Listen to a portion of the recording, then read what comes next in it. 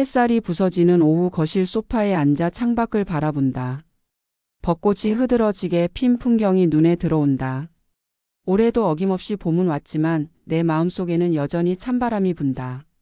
며느리 지혜 그녀와의 관계는 마치 꽁꽁 언 강물 같다. 표면은 잔잔해 보이지만 그 밑에는 팽팽한 긴장감이 흐른다. 결혼 전 지혜를 처음 만났을 때를 잊을 수 없다. 단아한 외모, 조용하지만 야무진 태도. 현우가 데려온 그녀는 내 마음에 쏙 들었다. 착하고 똑 부러지고 무엇보다 내 아들을 진심으로 사랑하는 듯 보였다. 그래서 결혼을 흔쾌히 허락했다. 물론 그때는 이렇게 험난한 시어머니 며느리 관계가 될 줄은 상상도 못했다. 시간이 흘러 결혼 5년 차 슬하에 아이 하나 없는 며느리를 바라보는 내 마음은 복잡했다. 손주를 보고 싶은 마음은 간절했다. 현우의 외아들인 나는 대를 잇는 것이 얼마나 중요한지 알고 있었다. 물론 시대가 변했으니 강요할 수는 없었다. 하지만 속으로는 애가 탔다. 솔직히 말해서 유산 문제도 나를 괴롭게 했다. 내 재산은 작지 않다. 남편이 남긴 것과 내가 평생 일해서 모은 것들 죽기 전에 어떻게 처리할지 고민이 많았다. 현우에게 물려주는 것이 당연하다고 생각했지만 며느리가 문제였다. 며느리가 아이를 갖지 못하는 데는 나름의 이유가 있었다. 처음에는 임신이 잘 안 된다는 이야기를 들었다. 병원도 다니고 노력도 많이 하는 것 같았다. 하지만 시간이 지나면서 그 이유가 단순하지 않다는 것을 알게 되었다. 지혜는 아이를 갖는 것에 대해 망설이는 듯했다. 일에 대한 욕심도 있었고 굳이 아이를 낳아 얽매이고 싶지 않다는 생각도 하는 듯했다. 그러던 어느 날 지혜를 불러 조심스럽게 이야기를 꺼냈다. 지혜야, 요즘도 병원은 다니니? 네, 어머님 꾸준히 다니고 있어요? 힘들 텐데. 그래도 포기하지 말고 노력해봐. 현우도 너만큼이나 아이를 기다리고 있잖니. 지혜는 짧게 한숨을 쉬었다. 어머님, 죄송해요. 제가 잘 안 되네요. 괜찮다. 너무 자책하지 마라. 하지만 내가 너희에게 해주고 싶은 말이 있다. 내가 가진 재산은 현우에게 물려줄 생각이다. 하지만 너희가 손주를 낳으면 그 몫을 조금 더 챙겨주고 싶구나. 그게 내 진심이다. 그때 지혜의 표정은 묘했다. 당황한 듯 했지만 이내 차분하게 대답했다. 어머님, 그건 좀 부담스러운데요? 부담이라니? 당연히 받아야 할 권리라고 생각한다. 손주를 위해서 해주고 싶은 내 마음을 몰라주는 거니? 그건 제 문제가 아니에요? 저희 부부가 결정할 문제죠? 그건 아니지.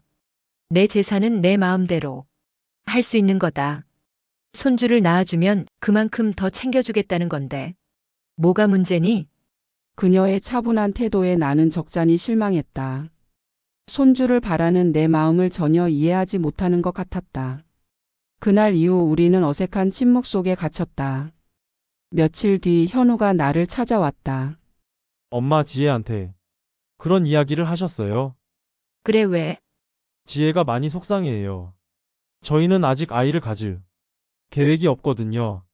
그럼 손주를 낳을 생각이 없다는 거니? 꼭 그런 건 아니지만 아직은 때가 아니라고 생각해요. 서로 더 즐기면서 살고 싶어요. 즐기면서 산다고? 너희는 결혼한 지 5년이나 됐어. 아이를 낳아서 부모로서의 기쁨을 누려야지. 엄마, 저희도 부모가 되고 싶어요. 하지만 그건 저희가 결정할 문제예요. 엄마가 유산을 조건으로 거는 건 좀 심한 것 같아요. 아들의 말에 나는 충격을 받았다. 내가 잘못한 건가? 내 욕심이 과했던 걸까? 하지만 손주를 향한 내 마음은 변함이 없었다. 며느리와 아들 그리고 나 우리는 각자의 입장에서 생각하고 있었다. 지혜는 자신의 삶을 존중받고 싶어 했고 현우는 아내의 입장을 이해하려고 노력했다.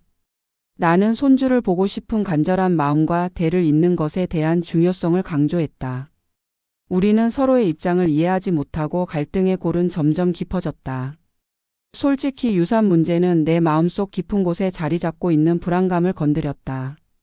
혹시라도 내가 죽고 나면 며느리가 내 재산을 함부로 쓸까봐 걱정했다. 물론 그런 일은 없을 수도 있다. 하지만 여전히 불안했다. 손주가 있다면 그 아이를 위해서라도 재산을 잘 관리할 것이라고 생각했다. 그것이 내가 유산을 조건으로 내건 이유였다. 요즘은 며느리와 마주칠 때마다 어색한 침묵이 흐른다. 현우는 중간에서 안절부절 못하는 모습이다. 우리 셋의 관계는 점점 더 꼬여만 간다. 유산 문제 때문에 소중한 가족의 행복이 깨어지는 것 같아 마음이 아프다. 며느리의 마음을 헤아리지 못한 채 내 욕심만 앞세웠다는 생각에 후회가 밀려온다. 그녀의 삶을 존중하고 진심으로 그녀의 행복을 빌어줘야 했다. 내가 진정으로 바라는 것은 돈이 아니라 가족의 화목이었다.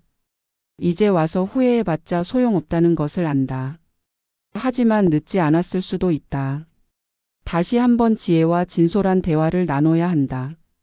그녀의 이야기를 들어주고 그녀의 삶을 이해하려고 노력해야 한다.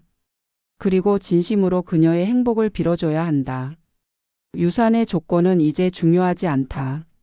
손주가 있든 없든 내 재산은 현우에게 물려줄 것이다.